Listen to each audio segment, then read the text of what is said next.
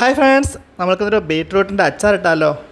ഇന്നിപ്പോൾ ഞാൻ ക്ലാസ്സിലുണ്ടാക്കുന്നത് സൺഫ്ലവർ ഓയിലാണ് ഉപയോഗിക്കുന്നത്. അപ്പോൾ സൺഫ്ലവർ ഓയിൽ ഒന്ന് ചൂടായി വരുമ്പോഴേക്കും അതിലേക്ക് ബീറ്റ്റൂട്ട് ചെറിയ ചതുര കഷ്ണങ്ങളായിട്ട് അരിഞ്ഞത് ഇട്ട് കൊടുക്കാം. അതിൻ്റെ കൂടെ തന്നെ അതിൻ്റെ തണ്ട് ഇടുന്നുണ്ട് കേട്ടോ. ബീറ്റ്റൂട്ടിൻ്റെ ആ ചെറിയ തണ്ടുകളില്ലേ, അതും അതിൻ്റെ കൂടെ അരിഞ്ഞ് ചേർത്തിട്ടുണ്ട്.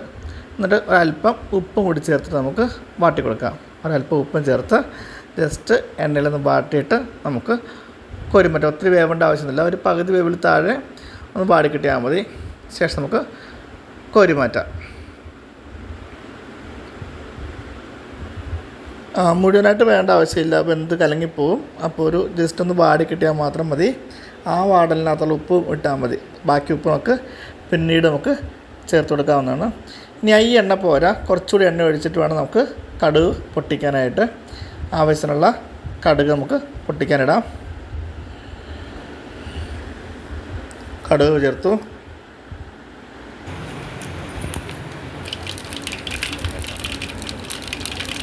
കടുക് നന്നായിട്ട് പൊട്ടി വരുമ്പോൾ നമുക്ക് അതിലേക്ക് കറിവേപ്പില ചേർത്ത് കൊടുക്കാം. കറിവേപ്പില ഒന്ന് മൂത്ത് വരുമ്പോൾ നമുക്ക് ഇഞ്ചി വെളുത്തുള്ളി ചതച്ചത് ചേർത്ത് കൊടുക്കാം.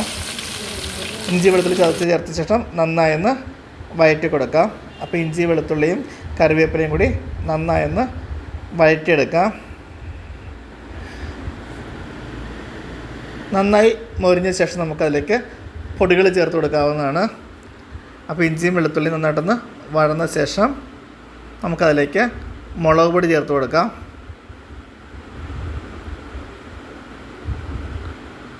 മുളക് പൊടിയുടെ പുറകെ നമുക്ക് ഉലുവ പൊടി നമുക്ക് ചേർത്ത് കൊടുക്കാം. ഉലുവപ്പൊടി ഒരു അല്പം ഇട്ടാൽ മതി. അതുപോലെ തന്നെ ഉപ്പുപൊടി, ആവശ്യമുള്ള ഉപ്പുപൊടി ചേർത്ത് കൊടുക്കാം.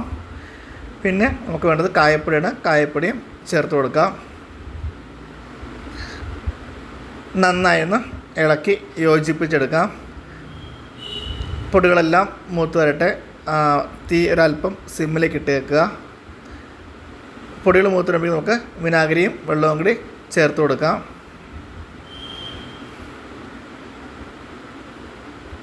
അപ്പോൾ നമ്മൾ ആവശ്യമുള്ള പുളിക്കുള്ള വിനാഗിരി ചേർത്തു. ബാക്കി നമ്മൾ വെള്ളവും ചേർത്ത് നന്നായിട്ടൊന്ന് യോജിപ്പിച്ച് കുറുകി എണ്ണ തെളിയട്ടെ. ആ ചേർത്ത എണ്ണ മുഴുവൻ മുകളിലേക്ക് വരുമ്പോഴേക്കും നമുക്കതിലേക്ക് വഴറ്റി കോരിയ ബീറ്റ്റൂട്ട് നമുക്ക് ചേർത്ത് കൊടുക്കാവുന്നതാണ്. അപ്പോൾ ഏകദേശം നമ്മുടെ പാകത്തിനുള്ള ആ ഒരു കുറുക്കായിട്ടുണ്ട്, ഗ്രേവി ആയിട്ടുണ്ട്. അപ്പോൾ നമുക്കിതിലേക്ക് പോരാത്ത ഉപ്പുണ്ടെങ്കിൽ ചേർത്ത് കൊടുക്കാം. അത് ബീറ്റ്റൂട്ടോട്ട് ചേർത്തിട്ട് നമുക്ക് ഇളക്കിയ ശേഷം നമുക്ക് ചേർത്ത് കൊടുക്കാം. ഇപ്പം പോരായ്മ ഉണ്ടാവും.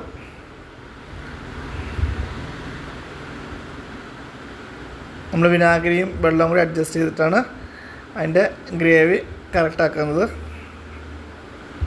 ഇതിപ്പം കൊട്ടാരക്കരയിലെ ബാച്ചാണ്. നമുക്കിതിലേക്ക് ബീറ്റ്റൂട്ട് വഴറ്റിയത് ചേർത്ത് കൊടുക്കാം. നന്നായി ഇളക്കി യോജിപ്പിച്ച ശേഷം ഉപ്പ് നോക്കിയിട്ട് നമുക്ക് പോരാത്ത ഉപ്പ് നമുക്കിതിലേക്ക് ചേർത്ത് കൊടുക്കാം.